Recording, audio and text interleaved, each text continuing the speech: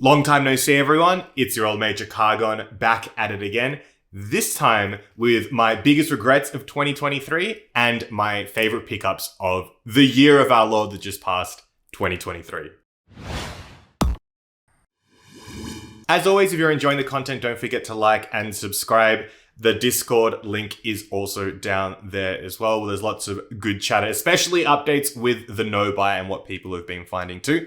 Comments, as always, very much appreciated. So 2023, an interesting year for pickups especially. And I figured that I would start off with my regrets about everything, because that's genuinely what I've thought the most about. And basically the biggest one is the amount of things that I did buy in total. As you may already be aware, or if you're new to the channel, I'm currently doing a no buy 2024 where I won't be buying anything outside of a few grails if I find them and basics.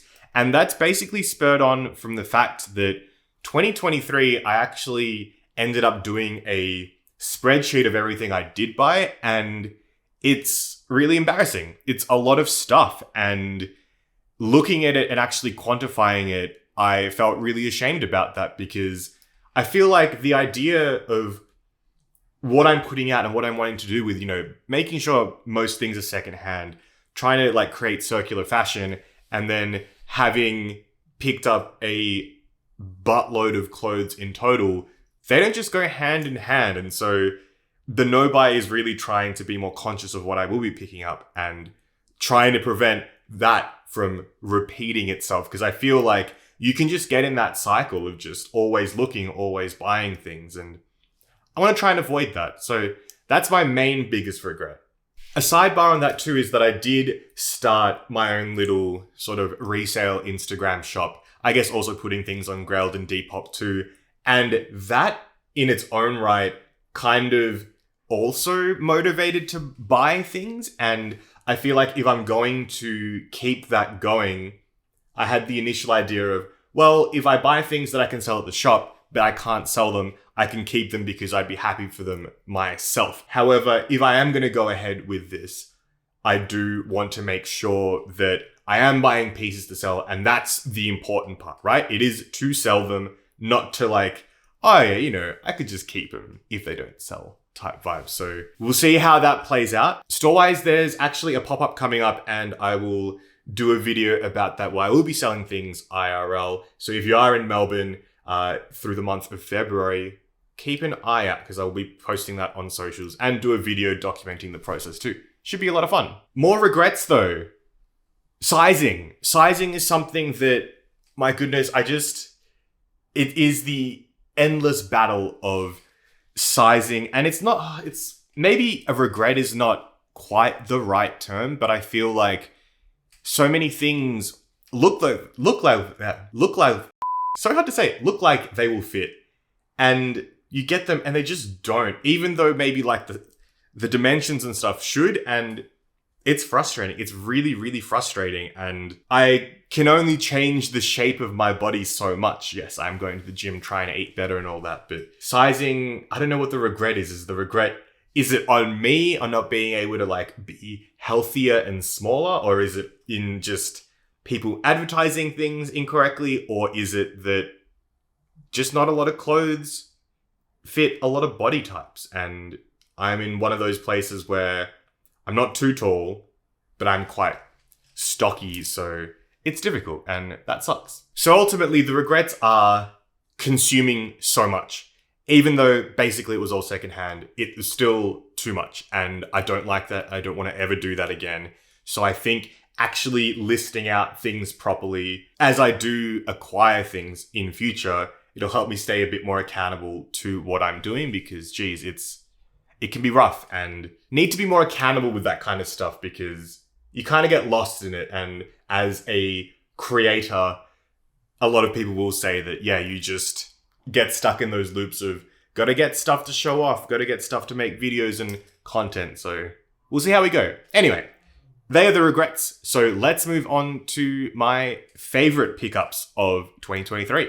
We'll break this off into sections as well. So accessories, bottoms, tops, shoes, And let's start off with, I guess, what you can see here, my rings. So all of these were picked up last year in 2023, except for maybe the Jess Black ring. I don't remember exactly because I bought that at a shop, but the other ones were all 2023 pickups. This is a silver 950 Yohji vampire ring. This is a silver 950 Wise ring with a cool stone in it, which I really, really love. And then I've got these two Vivienne Westwood Armour rings.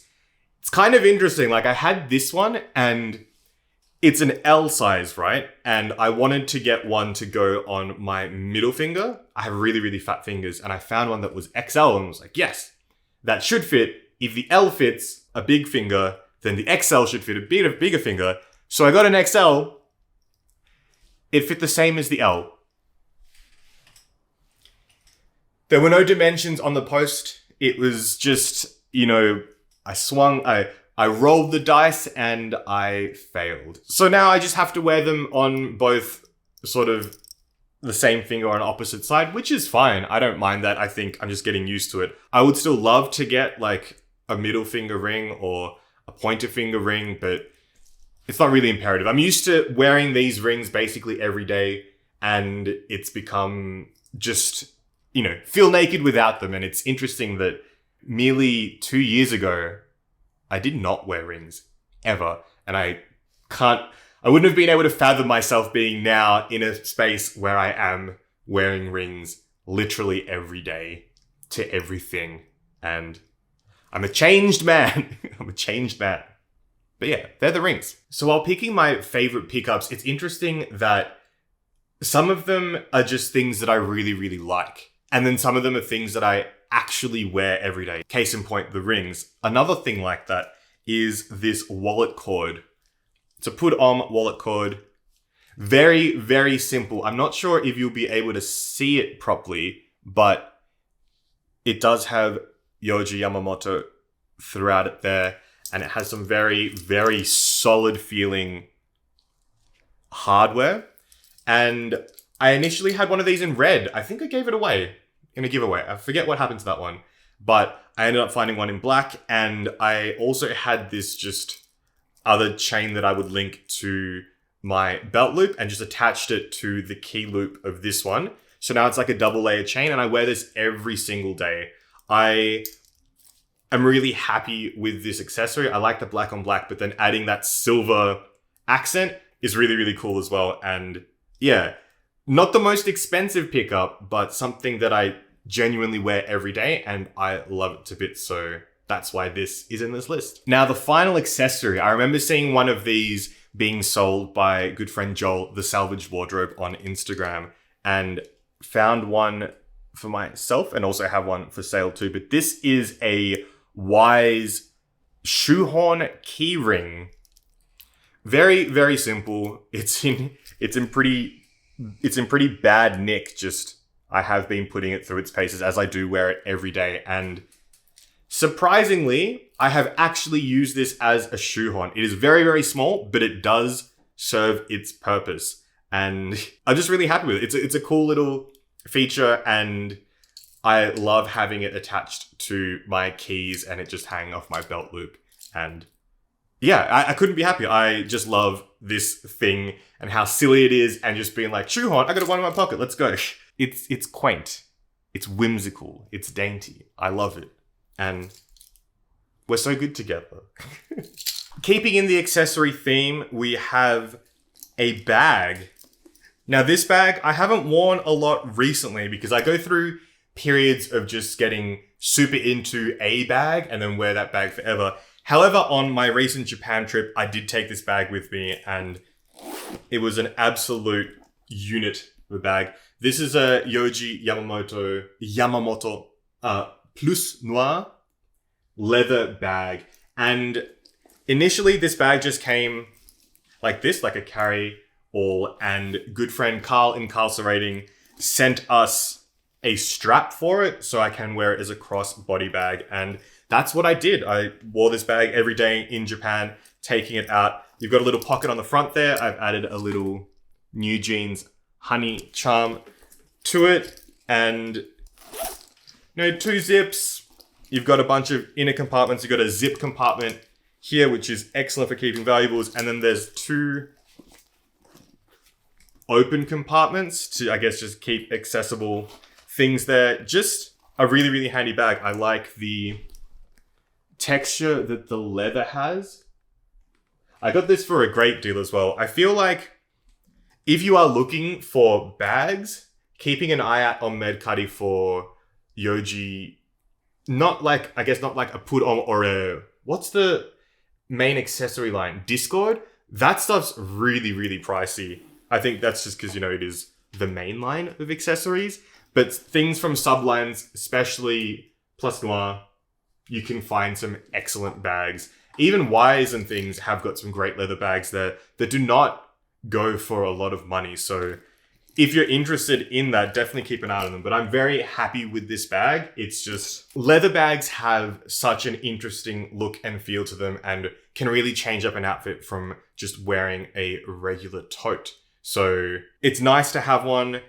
It's not my only one, because speaking of totes, let's actually look at this one. So last year, friends opened up a space in the Nicholas building, which is this big building in the middle of Melbourne that has lots of, artisans working in their little shops and things. But they basically got a space and they run pop-ups out of it as well as small events.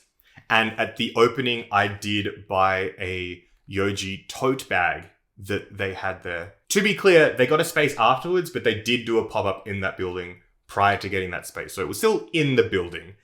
But I grabbed a Yohji tote bag because I wanted to support and thought the tote bag was really cool.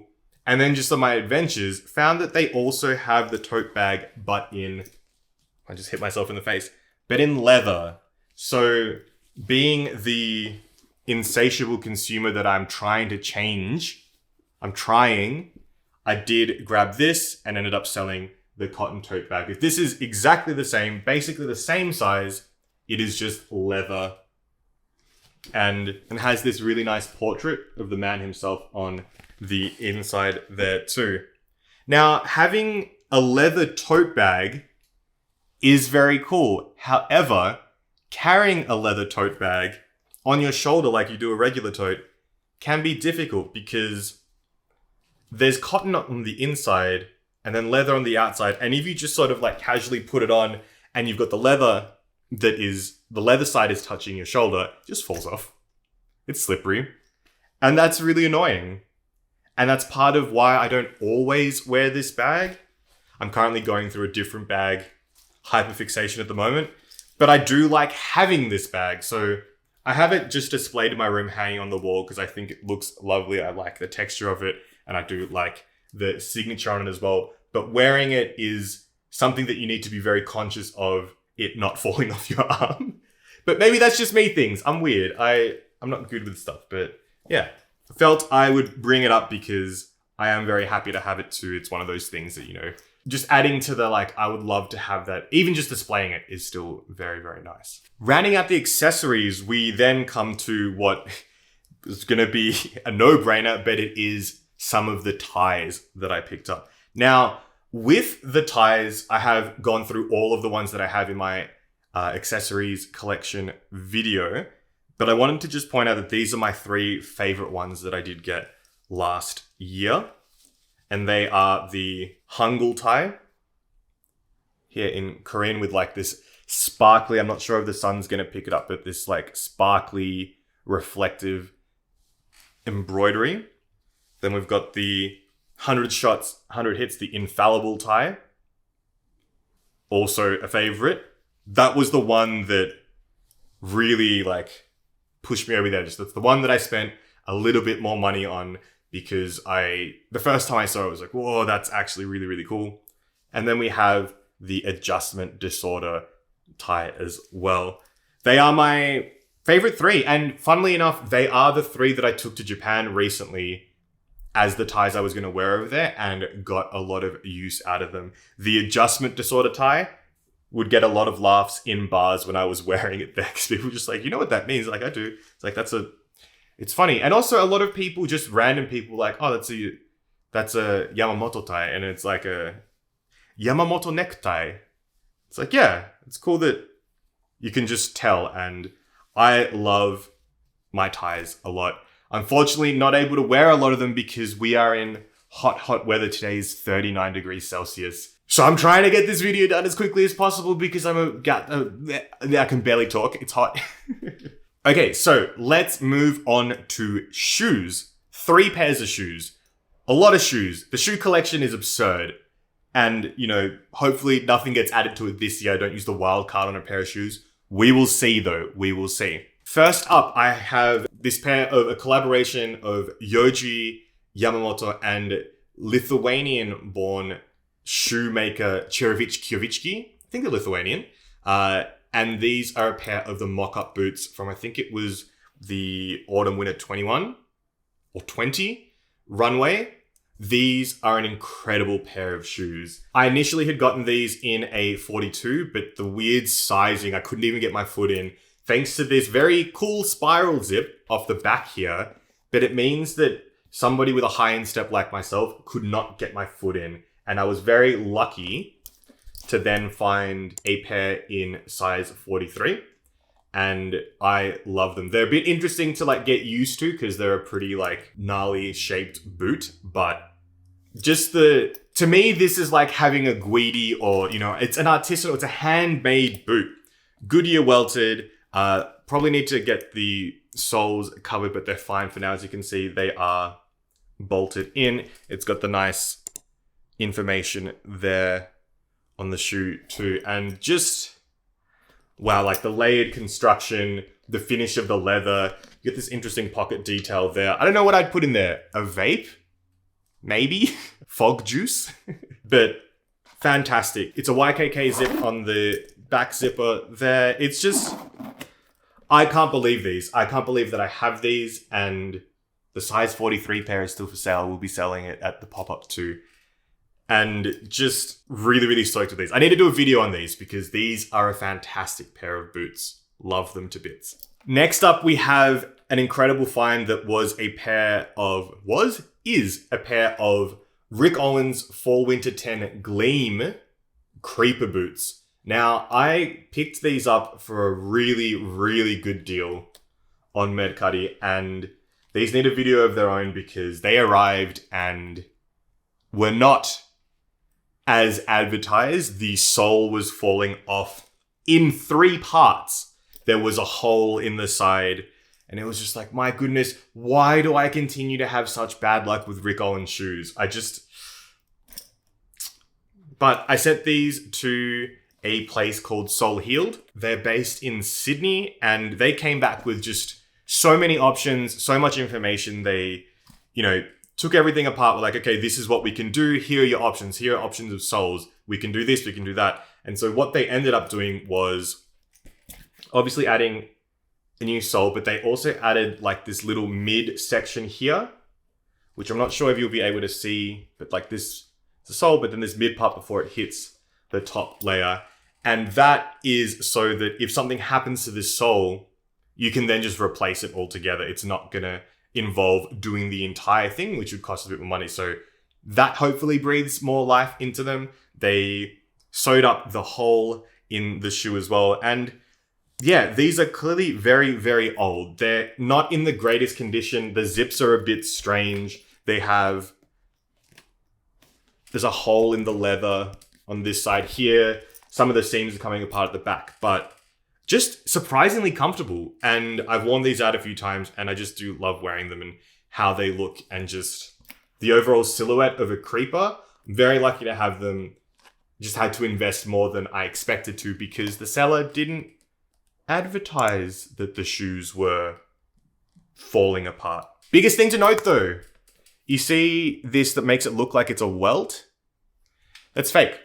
The shoes had fallen apart. This part is just, it just looks like that, but it's completely separate. It's not actually sewn into anything. The way that the bottom of the shoe is attached to the top, it looked like it was sewn in like the inside parts, but this outside bit was just a decoration. Weird. And finally for shoes, you can definitely tell what these are. This is a pair of Maison Margiela heeled Tabi boots, and what a find. I Had been curious about these, went into the city and to a shop called Murray where they sell them to try a pair on. They didn't have the ones in the higher heel, but I tried a lower heel one and they had a 41 and a 43. The 41 was a bit too tight and the 43 was huge. So I chanced it on a 42. Got a great deal on these and don't wear them super often, but I really, really do like them. I did get the soles covered because they were not and in pretty rough shape. So hopefully not scratching them up too much. Overall, really, really like these. Not too difficult to walk in. I did put heel pads, sorry, not heel pads, ball of your foot pads in to ease the, the height of walking on a heel. I do like them. What I don't like is this securing system. And as you can see, it's coming apart. Like this little latch is holding on for dear life. It's completely come out. Probably need to take that to get fixed, but disappointing that that's just how the shoes secure. I would have thought it would be like a zip, but them's the brakes. That's just how it is. But I'm a big fan of these. Go with basically everything. And yeah, I suppose they are hyped.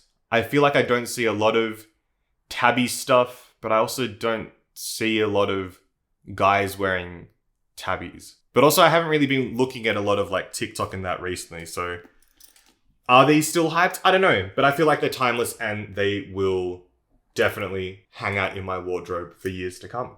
Really pleased with them. Okay, next section, let's talk about tops. Now, in this, actually only one piece, and that one piece is this. This is a clawed mouse high-necked, cowl-neck denim jacket in just like a very deep, deep black. Now, clawed mouse, for those unaware, was a designer out of, I think, Melbourne? Somewhere in Australia. Let's say Melbourne. And they would make a lot of kind of avant-garde type clothes, a lot of women's wear.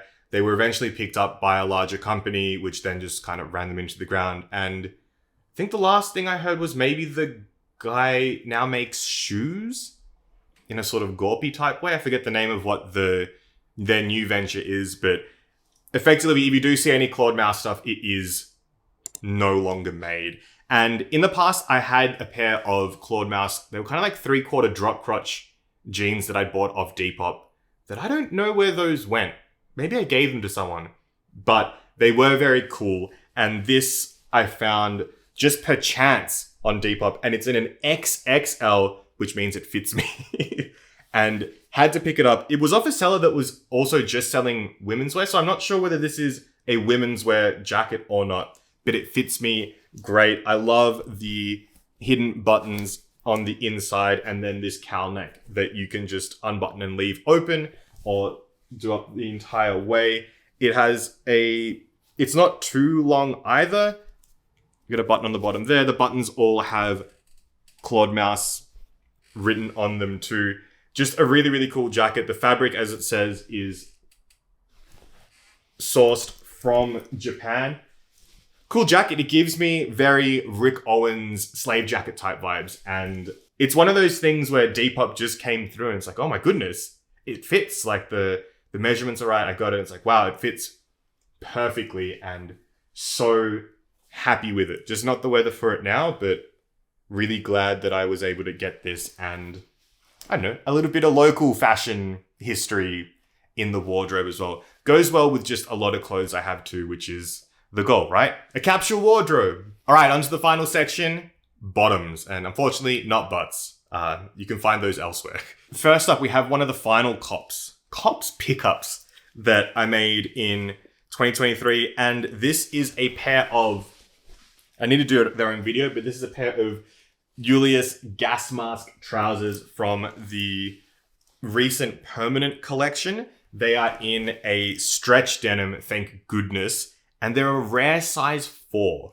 So it means that they fit. They have a little bit of stretch. They're a little bit too big for me, but I did also try a size 3 and the size 3 was too small. So I don't know. Don't know the difference in sizing there.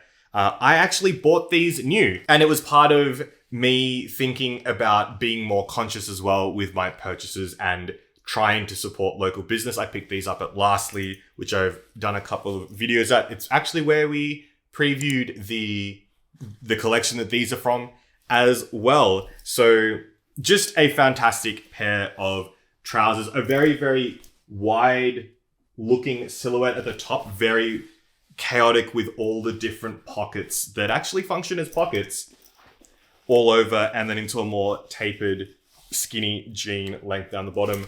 A real big drop crotch as well. So you can wear these super high if you wanted to. If you want to. You don't have to, but you can. I really, really like these pants. It's one of those things that I feel like gas masks are one of the most coveted, or at least sought after Julius silhouettes, and you do see pairs going for silly amounts of money. So it's very cool that they have brought them back constantly for the permanent collection in different silhouettes as well. Some of them are very wide leg, some are very, very skinny, some have different types of pockets, there's different materials. So them in a stretch denim means that they just fit me because I'm a bit bigger, I'm a bit chunkier, and I'm glad that I was able to pick these up in a size 4.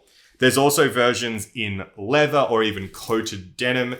Lastly, didn't have the coated denim one, but I'm more than happy with just the regular denim look. I'll definitely do a video on these at some stage because they are a fantastic pair of pants. But yeah, just so happy with these. Getting so much wear out of them. And since they're stretch denim, you can just kind of feels like almost sweat panty, that the ease of wear of something like this. Super cool. Next pair of bottoms, we have this pair of Black Scandal cotton wrap pants from Yohji Put On. Well, I guess it's like, is it put on Black Scandal or is it just put on? I'm not sure. It's still like up there. And the wrap pants are one of the most sought after. You could also call them staple Yohji silhouettes, you know, along with like the balloon pants, the hakama pants. These ones, the feature is that you have this wrap part that ties at a little loop here, but then the rest of the construction is layered in its own right. So it looks like you're wearing layers. The back is really interesting with this very long section here that has buttons. You can undo that as well. It doesn't really affect how you move either. I don't feel constricted with it because it is like a layered skirt part. The detail on these is the embroidery back here that has Black Scandal on it and the signature. I got these in a cotton because wool, as you know, just doesn't agree with me very much and can be very tough to wear outside of winter. I heat up very easily. So getting these in cotton, I love them. They are most sought after in wool, and it is reflected in price because even a secondhand wool pair is quite a pretty penny. I've sourced a couple for people off Instagram, and you have to be like, these are going to cost a bunch of money because that's just the resale on them, even in Japan as well. So really happy to have a pair of these. And again, really easy. We've got the drawstrings, belt loops, elasticated waistband, and in true Yohji fashion, they're just very, very big at the waist. So I do have to belt them or they will fall down. And with that, we come to the final pickup, my favorite pickup. Oh, the final of my favorite pickups. And as I was talking before about Yohji staple pants, the karasu and all that, these are a pair of hakama pants. And these are in the wool. These were a bit of an investment because similarly to the wrap pants, these I would say are priced higher secondhand, and the wool especially is the most sought after type. And I was able to find a good deal on a pair, and what a pair of pants. These are in a size 3, and I was worried about sizing because it wasn't very clear in the posts that the waist was going to fit properly. And it's interesting getting them because they're not an elasticated waistband. They do have belt loops, but instead of that, as I mentioned in the video I did on these pants, the closures are on the sides. So there's 3 buttons on either side that you can adjust to fit your waist particularly. I have lost one of the buttons. I need to reattach it because maybe I wore them out by accident and I got a bit too desperate to go to the bathroom and just sort of like pulled my pants down. And yeah, don't wear these to go out drinking. I don't recommend it because they will get dirty.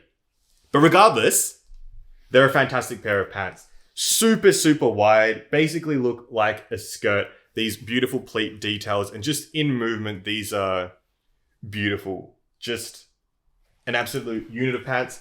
And back pockets. Sometimes you don't get back pockets on Yohji pants. And so happy to have these. Really, really great in the winter.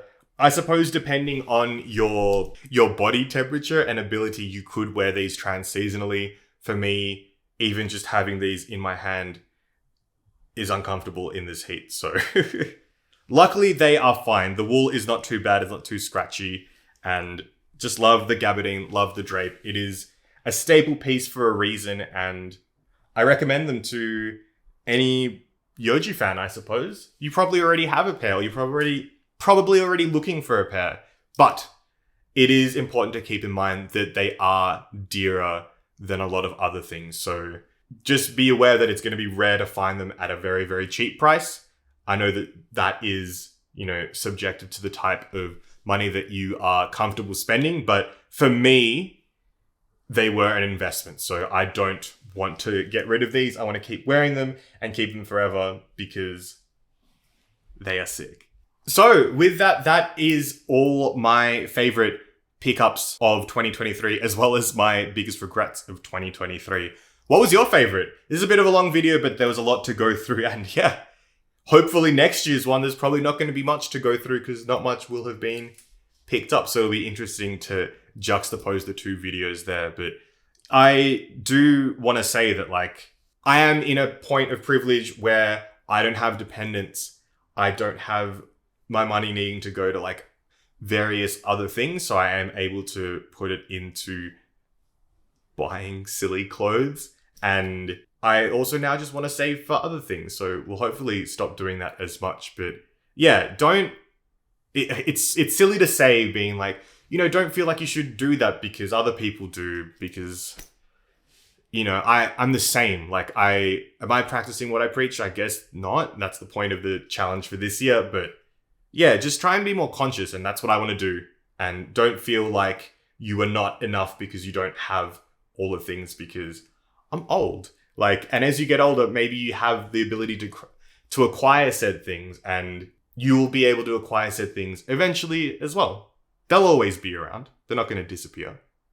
And what'll be interesting is, will you still be interested in them when you're able to acquire them? I just always feel like I need to make that clear because, overconsumption sucks. And I feel like I'm still promoting that every time I show off things that I've picked up. But yeah, hope you enjoyed the video though. We'll see you in the next one. There's lots to talk about this year, and y'all take care of yourselves. Be safe, have fun. And as always, don't do anything I do, except if you're going to get a leather tote bag, be sure to check what the straps are made of. Just putting it out there, it could save your life. Until next time, bye-bye.